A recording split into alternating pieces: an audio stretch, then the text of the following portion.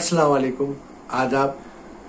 महाराष्ट्र में विधानसभा के चुनाव चल रहे हैं और ऐसे में हम विधानसभा चुनाव के बारे में बात करें तो विधानसभा का जो चुनाव है वो असेंबली का चुनाव होता है और महाराष्ट्र में 288 विधायकों की सीटें आती है और मराठवाड़ा में 46 विधायक चुनकर आते हैं।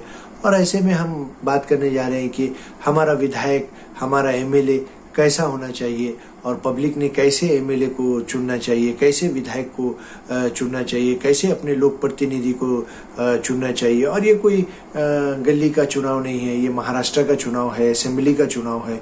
महाराष्ट्र के जो भी फैसले होते हैं असेंबली में होते हैं, महाराष्ट्र के जो भी पॉलिसीज बनती है वो असेंबली में बनते हैं। ऐसे में हमारा विधायक कैसा होना चाहिए? हमारा विधायक ऐसा होना चाहिए जो आम जनता के सुख दुख में पिछले 5 सालों से वो काम करता आया, हर वो मूवमेंट में वो काम करता आया, आपके हर वो मसलों में वो काम करता आया।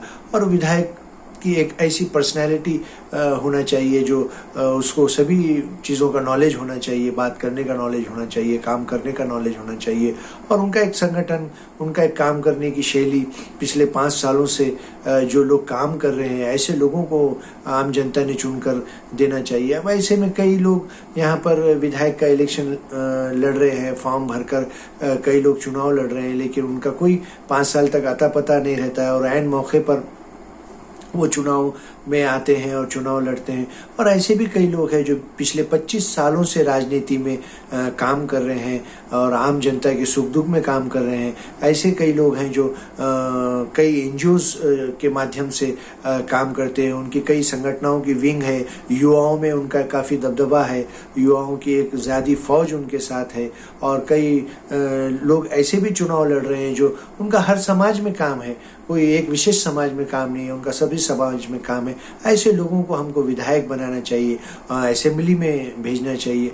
और हमारा विधायक जो हमारा अपना लगना चाहिए कि ये हमारा विधायक है जो हमारे रात दिन हमारे काम आता है, हमारे कोई भी काम में आता है। और डेवलपमेंट का एक विजन विधायक के पास होना चाहिए।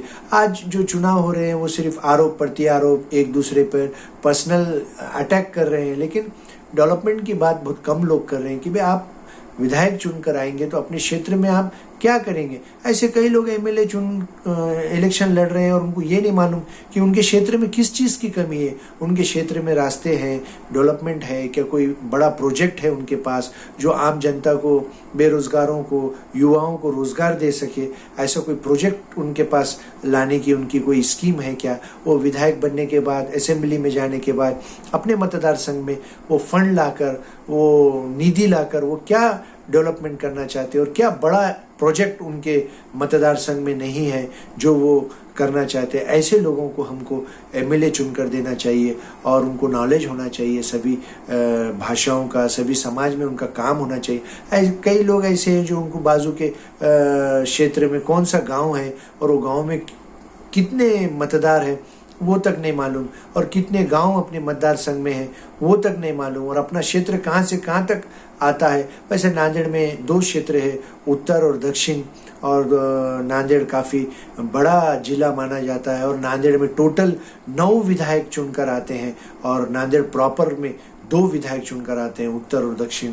तो जनता ने अच्छे लोगों को, काबिल लोगों को, काम करने वाले लोगों को, जो पिछले कई साल से आपका सोशल माध्यम से काम कर रहे हैं, सामाजिक कार्य कर रहे हैं और जनता के हर सुख दुख में, हर वो मुद्दे में, समाज के हर वो मुद्दे में काम करते, ऐसे लोगों को विधायक बनाना चाहिए। चलिए फिर एक नए मुद्दे के साथ, अल्लाह हाफिज़।